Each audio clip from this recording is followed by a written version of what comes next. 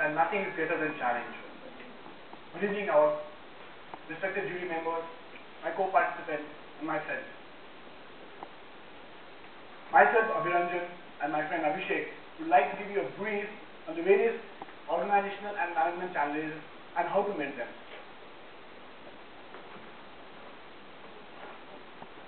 Let's start with the Indian business outlook. We all know that India was growing in the last decade, and before that the average rate of 7.3%, and the same thing has been expected the next 10 years and beyond. But at the same time, we need to look on the various business prospects which could be a hindrance for our business. Now, coming down to the organizational level, there has been change in the paradigm of an organizational goal. In the late 90s, most of the organizations touted for profit motivation. Now what? Now they are going for the sustainability with a preference of profit, growth, and corporate governance. Now, matching these two aspects, the aspect of the country at the macro level and organization on the micro level, we need to see how does various challenges crop up. And according to us, we feel that these should be the 4 challenges we should be looking into. The first one, the increased competition. Now, what does this increased competition mean to us? We have already seen this, the concept of LPG, that is liberalization, privatization, and globalization. These 3 concepts have actually made a big change in the market. They have increased the competition. Rather, the competition has become fierce, which ultimately changed the environment itself. Now, why are we saying this? We are saying this because when our Indian product goes into the market, they are comparing the international product. What is this perceived of? What is the brand outlook? They say, this is third world product. The quality is bad. The face value is bad.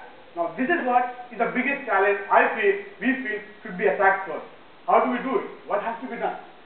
To do it, we should first of all strive for a simple, reliable, and acceptable product in the market. We have to go for technological innovation.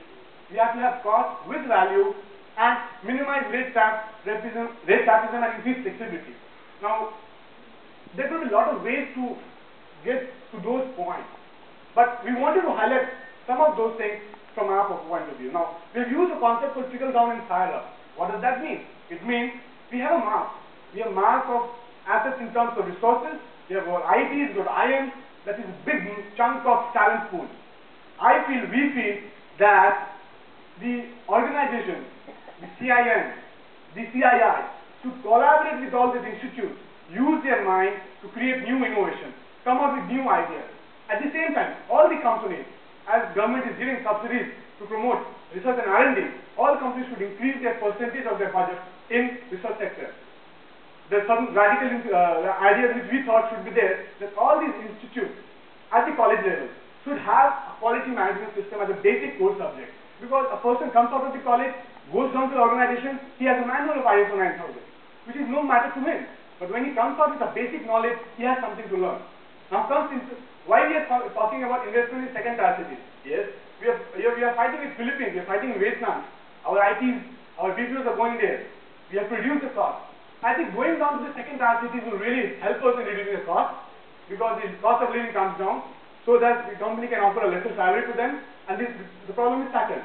And at the last but not the least, increase the implementation of e-governance in the governance. Thank you. I would like Abhisek to contribute. Thanks, mate. I will like to draw your attention towards another challenge that our organization faces, that is of human resource. With the opening up of economy and arrival of multinational companies in India, the employment opportunities have increased tremendously. Every talented and skilled manager today has multiple choices and options in relation to employment, and therefore the national income has also increased, and with the small goal orientation of a company, the loyalty factors within the employees have faded away, and therefore the high attrition rate. The result, the increase in revenue losses and loss of competitive edge.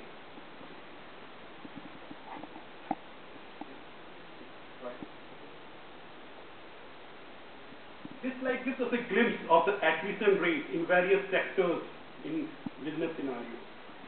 For example, the loss in BPO sector is of about 25% of their annual revenue due to attrition rate. So what do we do to retain those employees? We need to motivate them.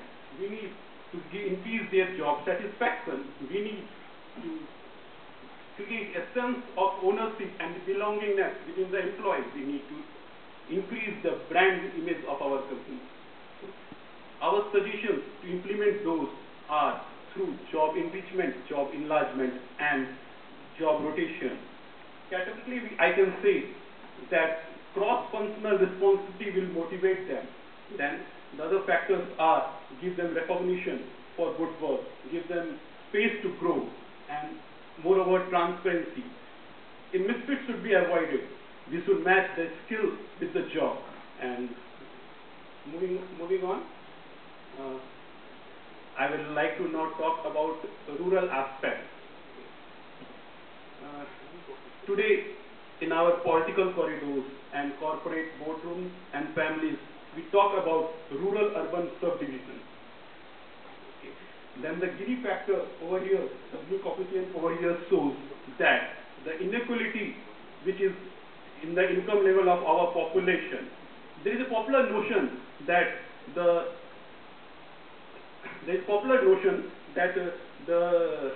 urban growth is at the expense of rural sector. And how does an organization is affected by this? Certainly, an organization is affected. My friend Abhiranjan has already spoken of sustained and growth. So survival in future will lie in penetrating these untapped rural areas. So how do we do that? And what do we do? So we must increase the income level of and purchasing power of the rural sector. We must make them aware of the organization. We must ensure our reach there. So our mode of implementation should be through CSR. CSR is not just community service. It is also for getting corporate competitivity. The project Shakti and of HUL and each of our initiative of ITC.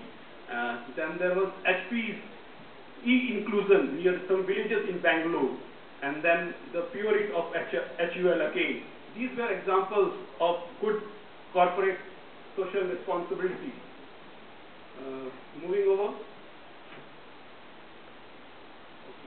This last but not the least, the corporate governance, a big challenge, a big challenge. After the Satyam fiasco, this has emerged as a major challenge for us. The corporate governance, transparency and disclosure are very imminent for every organization. The debacle and fallout of major firms has been due to unethical practices and greed. And we must avoid that.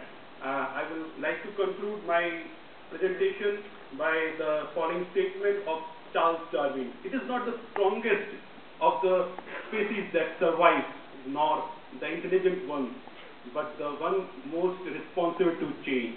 Thank you, sir. Thank you for your.